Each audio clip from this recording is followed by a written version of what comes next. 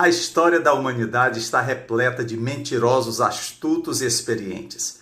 Muitos são criminosos que inventam mentiras e tramam enganos para obter recompensas injustas, como foi o caso do narcotraficante Pablo Escobar.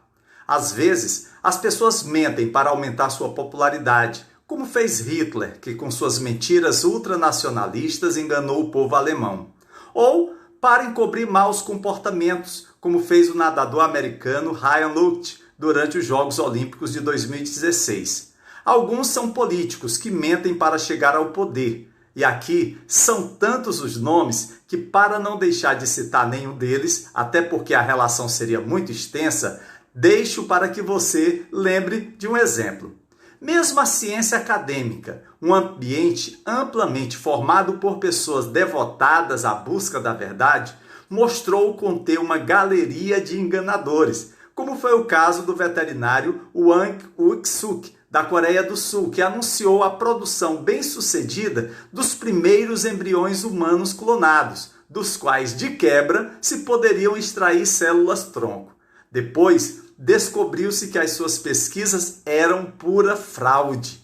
Esses mentirosos ganharam notoriedade por causa de como suas falsidades eram flagrantes, descaradas ou prejudiciais. Mas seu engano não os torna uma aberração tanto quanto poderíamos pensar.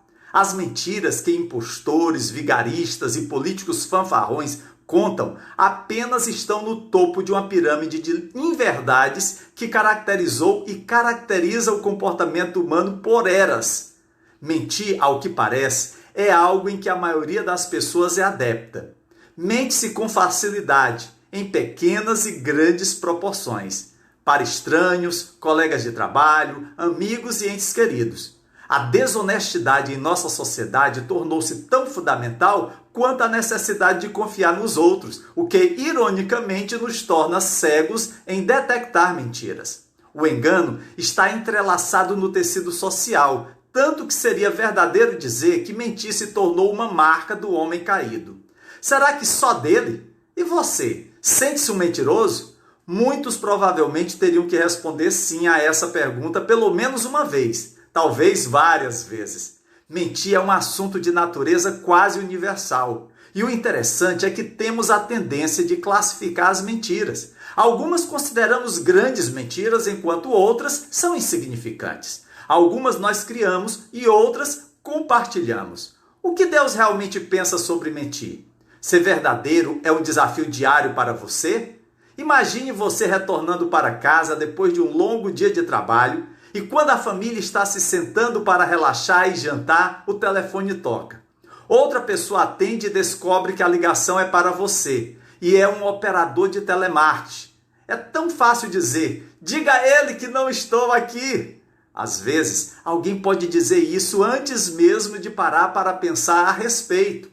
Incidentes como esse são muito comuns. Uma pessoa pode mentir sobre seus impostos para ficar com mais dinheiro na conta.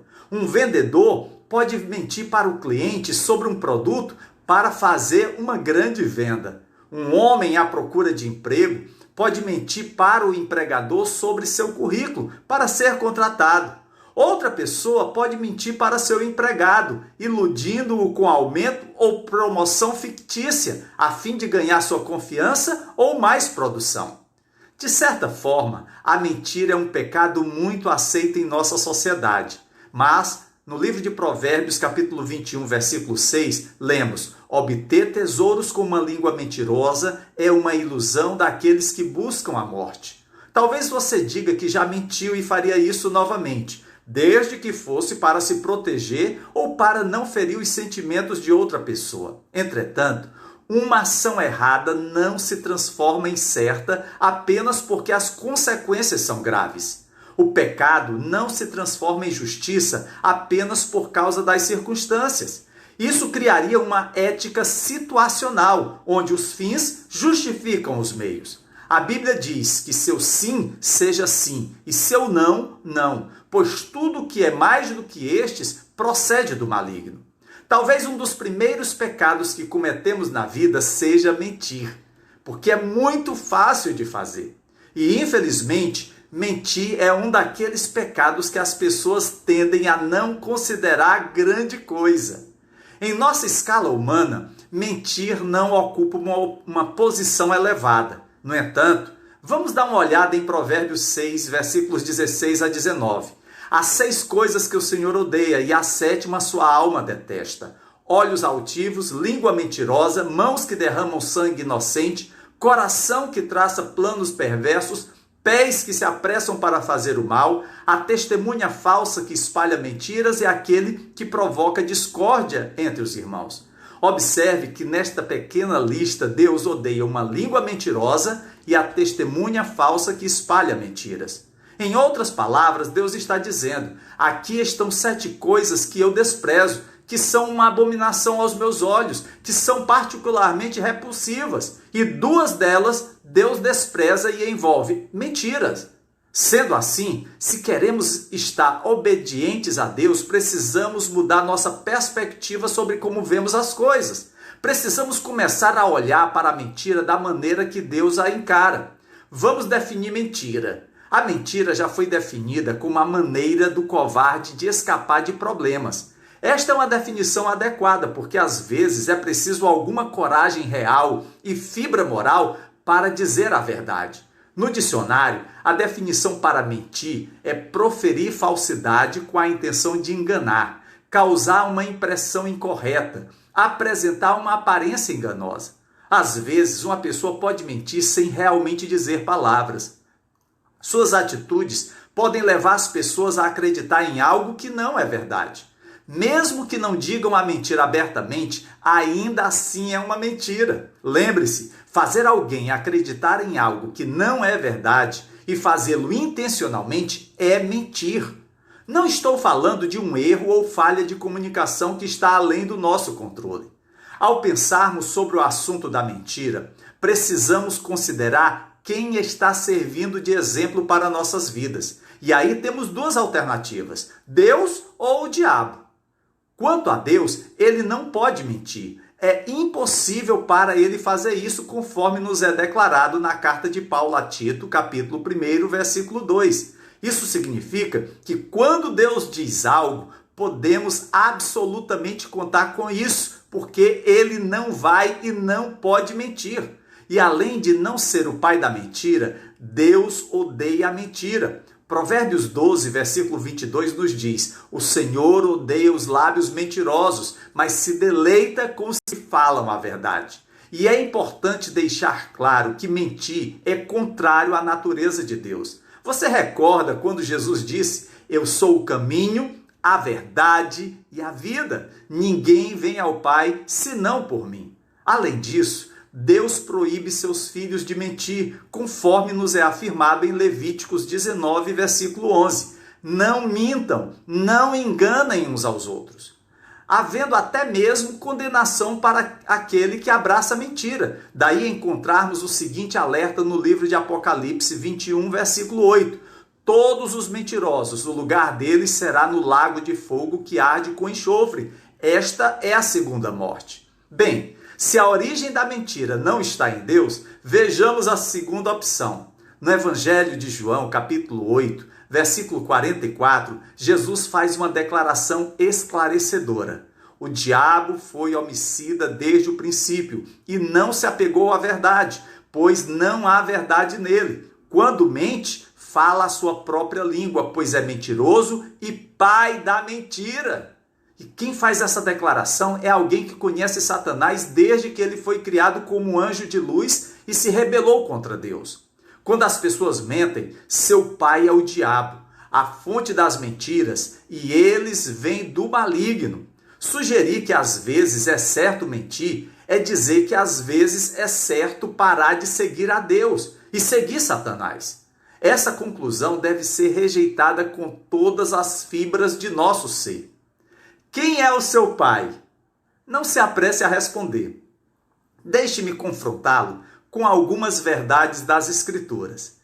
Cada um de vocês deve abandonar a mentira e falar a verdade ao seu próximo, pois todos somos membros de um mesmo corpo.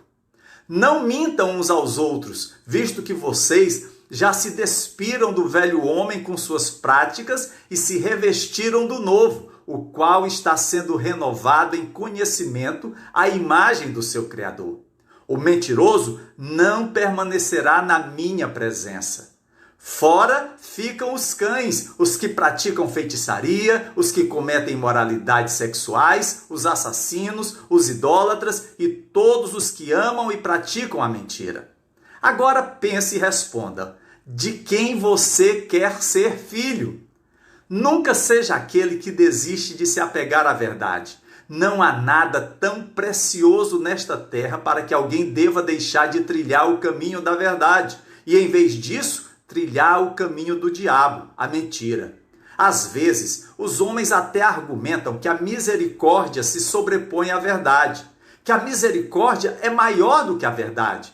E sendo esse o caso, há ocasiões em que devemos mentir para defender a misericórdia. Mas isso levanta uma questão. Se mentir é justificado pela misericórdia, a misericórdia também justifica outros pecados? O adultério poderia ser justificado pela misericórdia? A homossexualidade? O aborto?